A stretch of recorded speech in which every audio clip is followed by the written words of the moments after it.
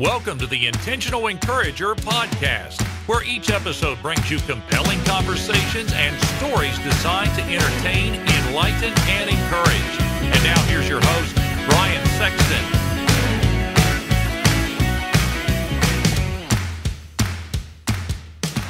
Hey everybody, Brian Sexton. I am intentionally encouraged when I see people doing business the right way. And for the last 15 years, Damon Burton and his team at SEO National have done just that. Now you might say, Brian, what can they do for me in my business? I'm going to tell you what they can do for you. They can help you understand search engine optimization. There are a lot of players out there in the marketplace, but you want a team of people that are going to be dedicated to working with you and helping you to understand search engine optimization and how you can show up higher on search engines so that you can bring more revenue into your business. Damon and his team are full of integrity, honesty, decency, and trust. And if that's important to you and that encourages you, I would encourage you to give them a call today at 855-736-6285 or go to SEOnational.com and get a free quote and tell them you heard about it on the Intentional Encourager podcast. Get ready for a dynamite conversation coming up right now on the Intentional Encourager podcast. And welcome into the Intentional Encourager podcast. I'm your host, Brian Sexton. Thank you for joining us. Again, today, part 2 of my conversation with the host of My Dad, I'm Dad, podcaster, full-time dad, great guy. If you enjoyed part 1 of our conversation, you're going to really enjoy part 2. And that's my friend Doug Dorda, who joins me today on the Intentional Encourage podcast. Doug, what's good? Oh, man, it's such an honor to be back. After having our first conversation, I keep thinking, well, why did I immediately grab on when we had met? We met, briefly online in one of these kind of exchanges where we realized like, oh, maybe your show was similar enough to my show, and maybe your intentions were similar enough to my intentions. Because, podcasting aside, what are you trying to do in your life that might be beneficial to somebody else? And I immediately, the name is perfect, Intentional Encourager.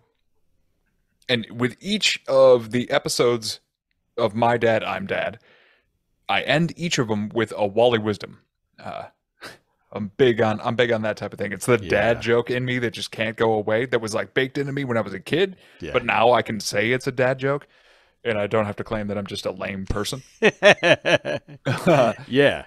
So each of them is just, it was designed so that after every single episode that I had, and some are designed to be really fun, and some are designed to be really emotional, and some are designed to be really impactful, but all of them are lessons, and I intended it to be something that anyone could grab onto if they tuned in, but always by the time you get to that end, that last little bit, what was the Wally Wisdom for the week? And I keep thinking, after our last conversation, a Wally Wisdom that may have applied would have been time to kick the tires and light the fires.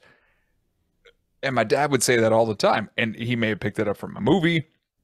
I know it's a big thing, Big Trouble Little China, but it's just one of those. He would say that type of thing, and it meant like, all right, we're gonna click in and we're gonna do something purposefully. And what your show does, and the reason that I enjoyed it and wanted to come on as a guest at all, is because it allows people an opportunity to do that. Yeah. You're going to listen to something that may be impactful, but at the end of it, hopefully,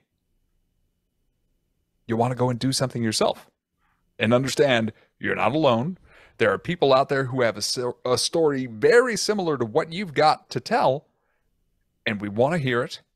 But we also want you to live your life. Go out there and just grab it. Yeah. And I'm just so glad to be back. Well, and here's the thing, too. A lot of people, and I've said this before, Doug. I've said to people in different places, you don't accidentally encourage anybody. You don't say to somebody, oh, I'm sorry, I didn't mean to encourage you today. My bad. Let's just move on. We do things with intention. And I love what you said about the Wally Wisdom. Obviously, your dad's name being Wally, the Wally Wisdom that he left. I got to think that your dad was really my dad was intentional. There were a lot of things that my dad did that I didn't realize how intentional he was. For you, have you had those light bulb moments where as you drop a piece of Wally wisdom, you understood really how intentional your dad was about everything he did? Oh, absolutely. That's actually why one of the other huge parts of the pie chart of why I started my own show was just to encourage me to be a better dad, or the best dad that I could be, because my own immediate frame of reference was gone. He was gone, and I couldn't ask him questions anymore. But I could think of the life that we had shared together, and I could dip into those memories. And if I dipped into those memories and I saw things as simple as, look out the window, son, there's deer out there, when we were driving somewhere, then all of a sudden that could be a massive metaphorical lesson that I could apply to my life, and especially my life as a parent, that I hadn't otherwise known would be applicable to me until he was gone. Yeah. And it is always, it is constant. It's these tiny little things. My brother, when he was getting married, unfortunately, he got married 6 months or so after Dad passed. And we were at the wedding and we were getting ready to go, and I actually married my brother and his wife. It was a huge honor. Mm-hmm. And hit the best man at the wedding, because I was the one, performing the service.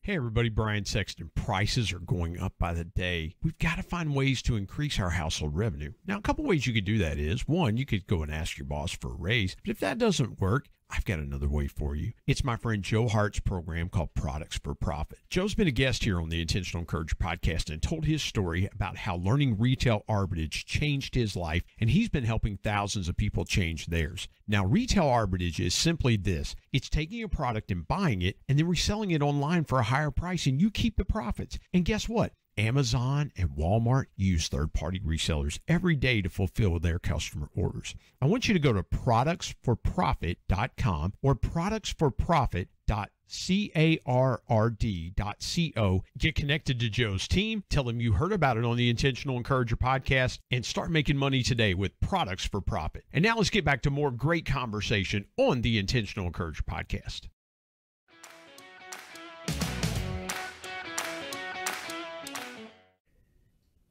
He had texted me the morning of the wedding, and he was like, "Hey, if you can make it over to the house, I'm talking with Brandon, and it'd be really great if you can get over here." I was like, "Ah, man, I'm trying to get rousted around over here."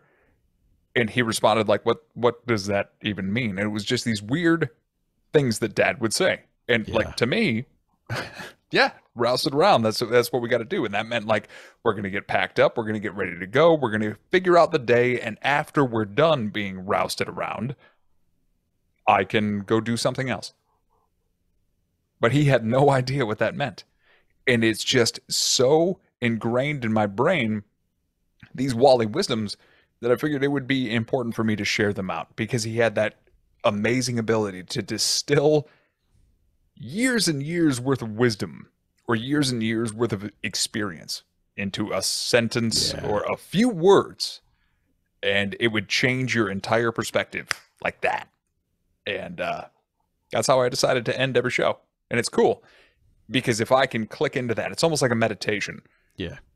Especially in the really frustrating days, the really difficult days, the really dog bowling the kid over days.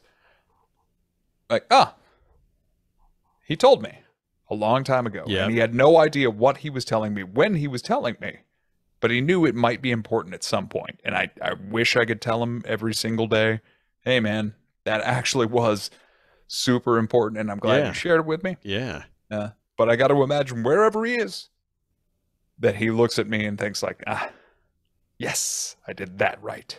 Well, and my dad, growing up, my dad would if you did something stupid, he would say, "You dumb Bill." And I do that with my son too. And I wasn't allowed to do that until he became an adult. And I'm like, all right, gloves are off. Time to time to, get this. And I find myself doing the same. Or I'll say something like my dad would say it in the moment, like, just and it just comes from this deep place of like, yeah, that's exactly how my dad would have said it. There were times that my dad was very hardcore, and as well too. Have you ever, and I have thought about this, and I don't know if my mom would ever come on my podcast. I asked you about your brother.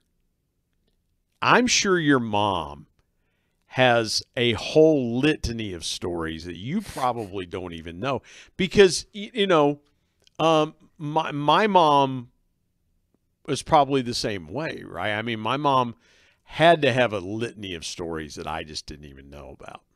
Oh, it's it's 100% the truth. Because my dad passed away so relatively recently, right? It was only 17 months ago. One of the things that we did for his celebration of life service, because he was always very clear, I don't want to have a funeral. I don't want to have the put me in a casket, that type of experience. We waited after he passed for many months to do a big tent in the backyard at my parents' house experience. And it was less about let's all cry now and more about, if you were willing, let's share a good story. And of course those emotions were flowing and everything was out there. But one of the features of that was that in their garage there was a giant TV that was just constantly cycling through these photos. And I now have access to a lot of those photos. And I also want to take this opportunity to thank my brother's friend Timmy. He doesn't listen to really podcasts at all, but this guy became kind of like a third brother to us. And he really helps my mom out to this day. Tim, if you're out there listening, I know you're probably not, but I love you, man. And thank you for everything you did. He helped my mom digitize all these old photos of my dad. And because of that, I used a lot of those when I was launching my podcast as teasers to say hey, there would be a photo of me as a dad, I'm dad. And then there would be a photo of dad as a dad to me, my dad. But there was one that really blew my mind, and it's my dad in all of his resplendent 1970s gear, shirt wide open, and he's in a canoe with a bonfire in the middle of it. In a boat. Are you sure your dad didn't grow up in West Virginia? That is something. That is totally something a hillbilly would do. That's what I'm talking about. Yeah. He had that everyman perspective where there wasn't a walk of life that he couldn't just walk into and immediately seem comfortable. And it's not to say that he didn't have anxieties and that he didn't feel uncomfortable ever, but he could present himself in any situation. That's pretty genius if you think about it. It's okay, I need to build a fire, but I don't want to stop fishing. How can I build a bonfire inside of my canoe? Right? It's amazing. And it just immediately, I tossed it out there. There was another picture that I have of him with his hand all bandaged and he's kind of waving as there's the babies. And of course I assume maybe that was a direct result of the bonfire in the canoe.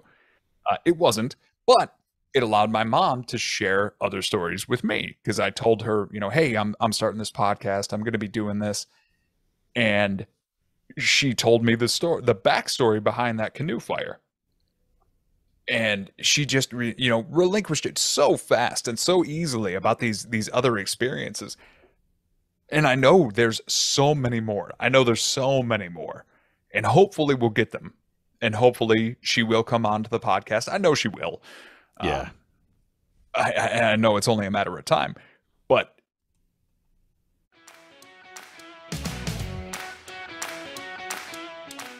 Hey everybody, Brian Sexton. Dreams are powerful pieces of intentional encouragement. We all have them. If you're a business owner, you've probably always dreamed of taking your sales to levels you've never seen before. I've got a guy that can help you with that. His name is Brad Norwood. My good buddy Brad has been on the Intentional Encourager podcast as a guest before, and he is a dream specialist. His company, Dream It Pro, offers incentive packages to travel to places such as the Masters, Kentucky Derby, the Super Bowl, even exotic places that you've always wanted to take your team, but you just didn't know how to do it. Brad's your guy. And oh, by the way, Brad's a certified bucket list coach, so he can help your team members achieve their personal dreams as well. I want you to go to www.dreamitpro.com and find out more, or call him directly at 479-466-6907. And by the way, tell him you heard it on the Intentional Encourager podcast. Let's get back to more great conversation here on the Intentional Encourager podcast.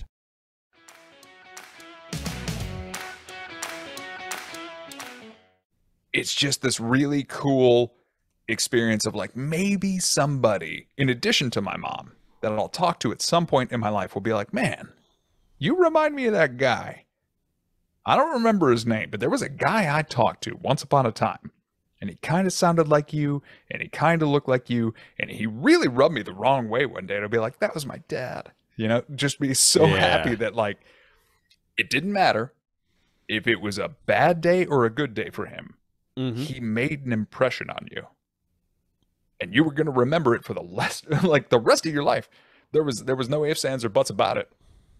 And my mom is amazing. She's a wonder. She's just this incredible source of love and knowledge that really cements the foundation of who I am.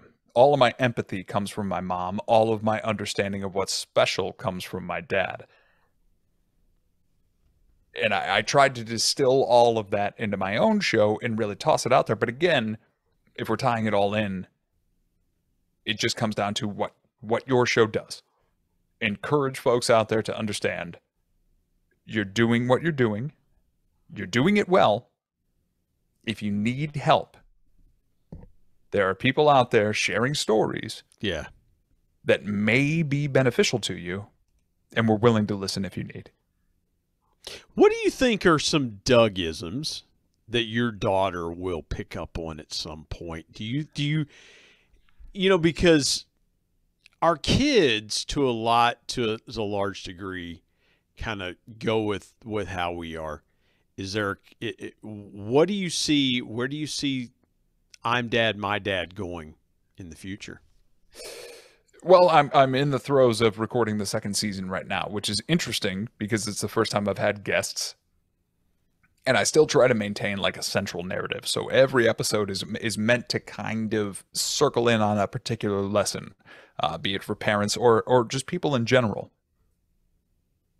And I hope that what she gets from me is just a love of story and how important that can be. Anything else is a bonus. You know, I hope I teach her how to do things well, and I hope I teach her how to walk through life well, and I hope I teach her that life is special and life is precious, and it's something that you should really take every single moment to it in a day to appreciate when you can. I don't know, because I also want her to be so unique, and I want her to be her own individual. I have a whole episode actually about that. I don't want her to be a carbon copy of me. I don't want her to be a carbon copy of my mom or my wife. I definitely want there to be a Venn diagram there, and there be some of the best characteristics of her mom and some of the best characteristics of me. But I hope she goes out there into the world, and like you were talking about, when you said, you have your beard and you don't wear glasses because you wanted to make sure you had your own personal identity when you go out there. Yeah. I want her to be known as Maxine Dorda when she goes out into the world, not my daughter. Because I notice that a lot with parents where they're like, and this is my daughter. But anyway, here's what's important about me. Like, no. Hopefully, if anything, I instill in her the ability to be confident in her identity, and what she can offer to the world, she does in spades. If I do that, I think I'll have done my job. And there's so much there. It seems like there are deeper levels that you can go to with your podcast. What's one thing you've learned from podcasting?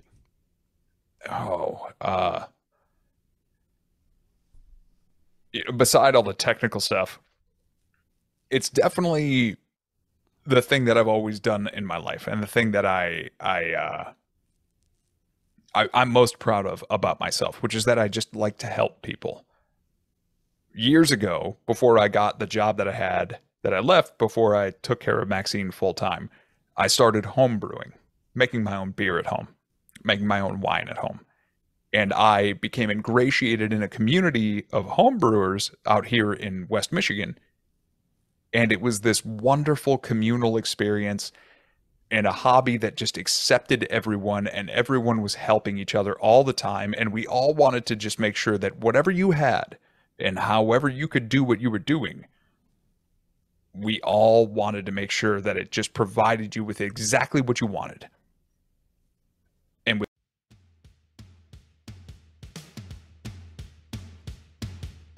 my thanks as always to producer Bryce Sexton and technical advisor Matt Means. And of course, the ultimate thanks goes to the Lord Jesus Christ, who provides intentional encouragement every day through his word. If you're not subscribed to the Intentional Encourager podcast, hit the subscribe button wherever you get podcasts so you don't miss an exciting episode where you can get encouraged and stay encouraged. And remember, anyone, anywhere, at any time, any place can be an intentional encourager.